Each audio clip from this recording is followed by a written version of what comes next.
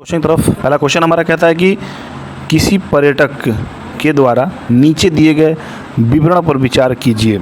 अब ये पर्यटक का जो कथन है उसे समझिएगा कि इस क्षेत्र में गांव के लोग अपने घर मोटी दीवार के बनाते हैं और इन दीवारों को मिट्टी से पोतते हैं, यानी कि लीपते पोतते हैं। इन घरों की छतें कटीली झाड़ियों से बनाई गई है। यहाँ के क्षेत्र में वर्षा बहुत कम होती है और गर्मी बहुत पड़ती है। यह क्षेत्र कहाँ का होना चाहिए? देखिए ये क्वेश्चन रिपीटेड है। क्या है? रिपीटेड है। तो मैं जितना बता रहा हूँ आप जो नोट करिएगा, ये क्वेश्चन रिपीटेड है। तो हर हाल में ऐसे क्वेश्चन आप कहाँ देखने मिलेंगे? आपको जहाँ बारिश कम मिले, गर्मी जहाँ मिले, वो आपका राजस्थान होगा। क्या होगा? राजस्थान होगा। इसलिए ऑप्शन डी जो है करेक्ट कर लीजिएगा।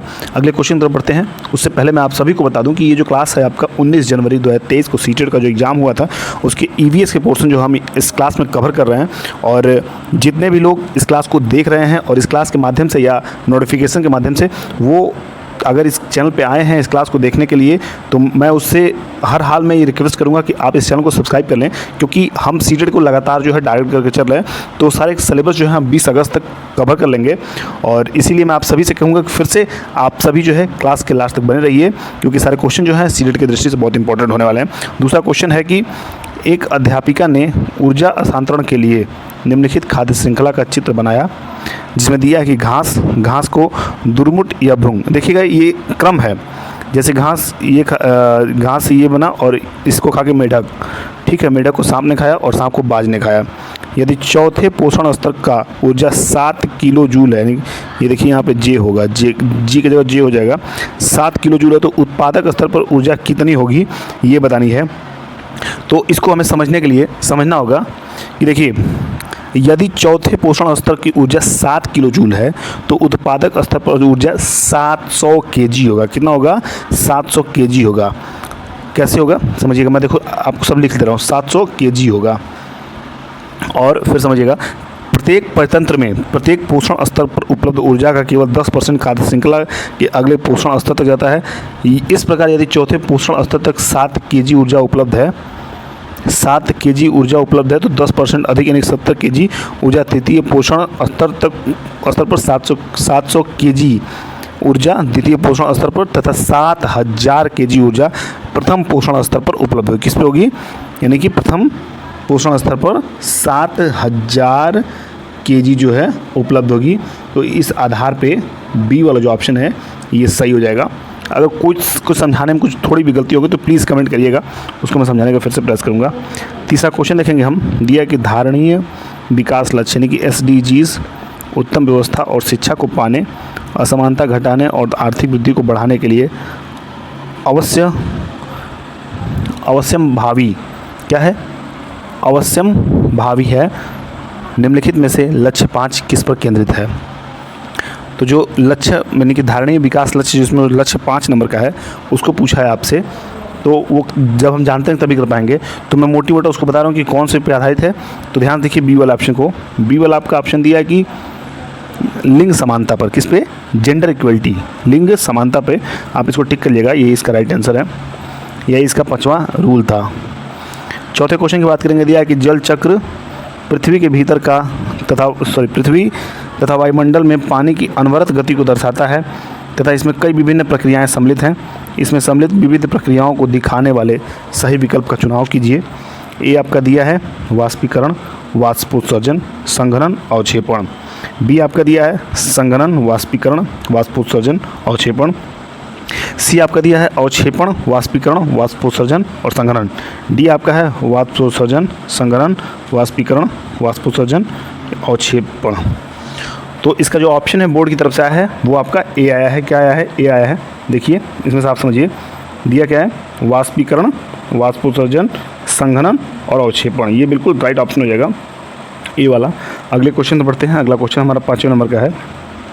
कह रहा क्वेश्चन, एक अध्यापिका ने छात्रों को कमल का लंबा खोखला तना दिखाया तथा उनसे अनुकूलन के बारे में पूछा। निम्नलिखित में से कौन सा खोखले तने का कार्य है? ए आपका ऑप्शन है पौधे को पानी पर तैरने में सहायता करना। बी आपका है पौधे को सहारा देना। और सी आपका है पौधे को तालाब के तल में जमाना। और डी आपका है पानी को सोखना। तो देखिए अभी तक जितने ऑप्शन है अगर पढ़े रहेंगे तो आप हर हाल बता देंगे पौधे को पानी पर तैरने में सहायता करना। ये बिल्कुल यहाँ का इसका जो इस क्वेश्चन का है राइट ऑप्शन हो जाएगा, ए वाला ऑप्शन। अगला क्वेश्चन देखेंगे, 6 नंबर क्वेश्चन है। देखिए क्या दिया है कि उष्णकटिबंधीय वर्षावन पाए जाते हैं। तो देखिए ये भी जो प्रश्न है आपके रिपीटेड क्वेश्चन है। क्या है? आपके रिपीटेड क्वेश्चन है। देखिए अब जितने क्वेश्चन मैं कराऊंगा रिपीटेड जो है उसको आपको बता दूंगा कहाँ कहाँ रिपीट हुआ है। तो क्या हो जाएगा? असम हो जाएगा। क्या हो जाएगा? उष्णकटिबंधीय असम हो जाएगा। राजस्थान आप जानते हैं बारिश बहुत कम, गुजरात में उतनी नहीं, मध्य प्रदेश में उतनी, सबसे ज़्यादा आसाम में, इन तीनों के सापेक्ष आसाम में ज़्यादा होता है। बात करेंगे 7वें क्वेश्चन की। दिया है कक्षा 4 में, यहाँ देखिए ये कक्षा 4 है, टीवी की जगह ये कक्षा 4 हो जाएगा। पाठ भोजन साथ करना में बोरा एक सामान्य किस्म है। जो ये दिया है क्वेश्चन, बोरा एक सामान्य किस्म है, किसका है? जो भोजन साथ करना जो चैप्टर है कक्षा 4 में, उसमें जो बोरा एक सामान्य किस्म किसका है? गेहूं का है, फल का है, सब्जी का है, धान का है। तो किसका हो जाएगा? धान का हो जाएगा। अगला क्वेश्चन देखेंगे 8वें नंबर का। दिया है नौसेना के जहाज़ में लीडर द्वारा पूरी परेड में दिए जाने वाले निर्देशों की संख्या है। तो देखिए मैं आपको इसमें बहुत अच्छे तरीके से बता सकता हूँ कि इसमें 36 निर्देश देने होते हैं। कितने? 36 निर्देश याद कर लीजिएगा। कितने? 36। इसमें याद रखिएगा कि रणपोत हो गया, क्रूजर हो गया, वायुयान वाहक हो गया, ध्वंसक हो गया, सुरंगें बिछाने तथा नष्ट करने वाले सघन में सैनिक इसमें जो यूज करते हैं, ये जब परेड होती है इन सभी की तो 36 निर्देश दिए जाते हैं। कितने? 36। तो कौन सा ऑप्शन हो जाएगा? Option A 36। अगला क्वेश्चन देखेंगे 9वें नंबर का। दिया कि एक पोषण स्तर से दूसरे तक स्थानांतरण की 10% ऊर्जा किस रूप में उपलब्ध है? किस रूप में उपलब्ध है?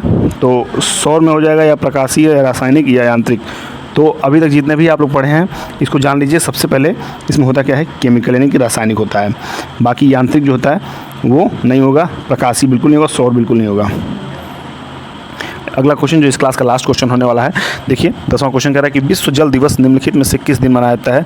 तो आपको करंट अफेयर में भी थोड़ा अपना पकड़ बना के रखना पड़ेगा, क्योंकि ईवीएस में आपके करंट अफेयर भी पूछे जा सकते हैं आपसे। तो इसके लिए मेंटली प्रिपेयर रहिए। तो विश्व जल दिवस कब मनाया जाता है? आप जल्दी ऑप्शन टिक करिए। 5 जून को, 22 मार्च को, 22 अप्रैल को, या 22 जून को।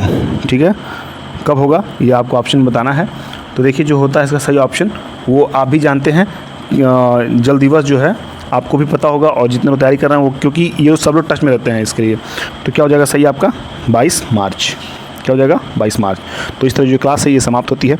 और मुझे देखने में आ रहा है कि आपको जो क्लासेस हैं ये बहुत अच्छे लग रहे हैं, इसलिए मुझे बहुत अच्छा लग रहा है मुझे क्लासेस बनाने में।